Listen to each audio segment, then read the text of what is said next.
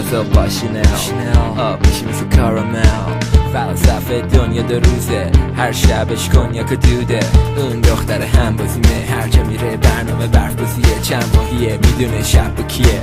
من برم اونم تنها میشه فکرش منم تو لیوان ودکا شب میخواد لبن لبید لوکا وید کوکا که به نصف شب زدن تمام میشه با یه چشم به هم زدن ولی اگه خورشید نره تا آخر عمر چه خوش میگذره حتی روزی که نیام برگای خیز زندگی میکنیم میگو فردایی نیست حس میکنیم سکسی شدیم روی موجای مکزیکویی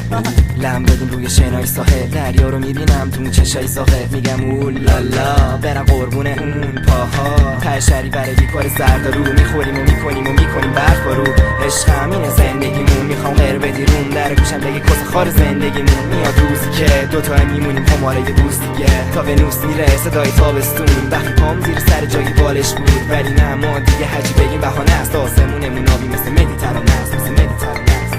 بسون کوتاهه ما میتونیم پیش هم بمونیم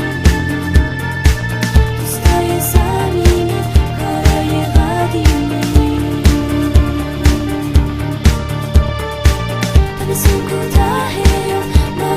میتونیم پیش هم بمونیم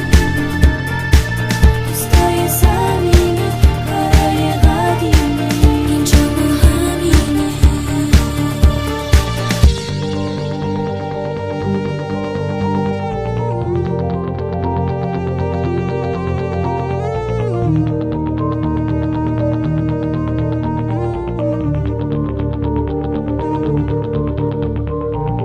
عشقی دنیا یادش بره ما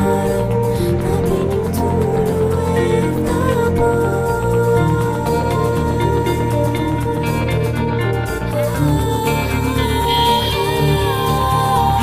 نگاه ها رو من تو بود عین عروسی همه تو کف عین جکوزی تو میگرفتی دستت هرمس منم کفش و کمر و کلام سبز و قرمز هر روز میدیدم هفت صبح و باد تن نرم و رنگ شکلات نمیکردمت از بدنم جدا تن تو بود گرمتر از سونا برگا همه ریختم ولی شاخه هست کم کم باید بار و بس باید برگردیم خونه هامون ساک به دست چیزی که مونده یه خاطر است الان بغل کنم بینمون کاپشنه کاش بشه برف و زودتر آب بشه چون من و فکرم دم ساحله باید نه ما وایسم این زن حامله این همه روز میگذره زود دور همیم این همه دوست این همه روز میگذره زود صاحب من بگو چی کمه توش